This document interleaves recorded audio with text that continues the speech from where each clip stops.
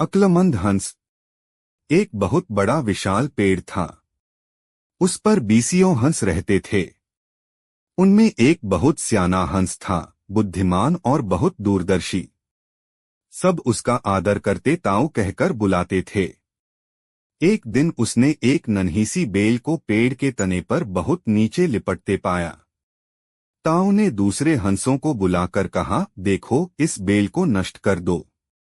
एक दिन यह बेल हम सबको मौत के मुंह में ले जाएगी।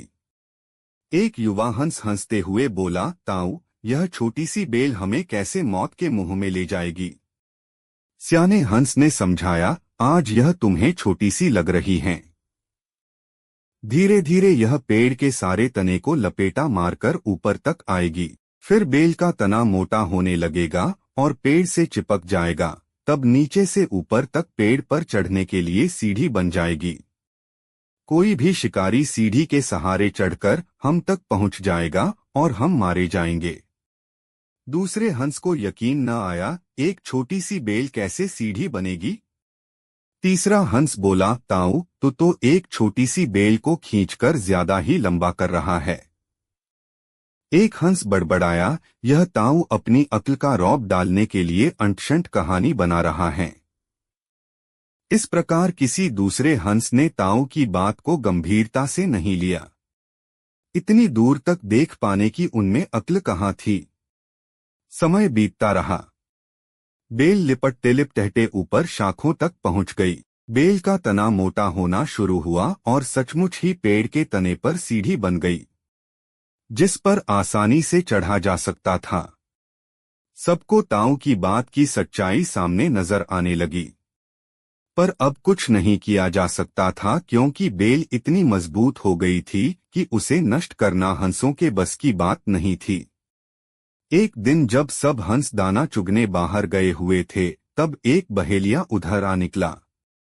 पेड़ पर बनी सीढ़ी को देखते ही उसने पेड़ पर चढ़कर जाल बिछाया और चला गया।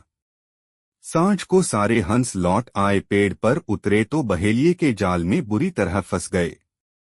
जब वे जाल में फंस गए और फड़फड़ाने लगे, तब उन्हें ताऊ की बुद्धिमानी और दूरदर्शिता का पता लगा। सब ताऊ की बात न मानने के लिए लज्जित थे और अपने आप को कोस रहे थे। ताऊ सबसे रुष्ट था और चुप बैठा था। एक हंस ने हिम्मत करके कहा, ताऊ, हम मूर्ख हैं, लेकिन अब हमसे मुंह मत फेरो। दूसरा हंस बोला, इस संकट से निकालने की तरकीब तू ही हमें बता सकता है। आगे हम तेरी कोई बात नहीं टालेंगे।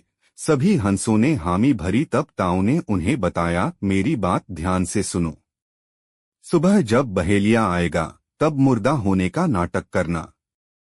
बहेलिया तुम्हें मुर्दा समझकर जाल से निकालकर जमीन पर रखता जाएगा।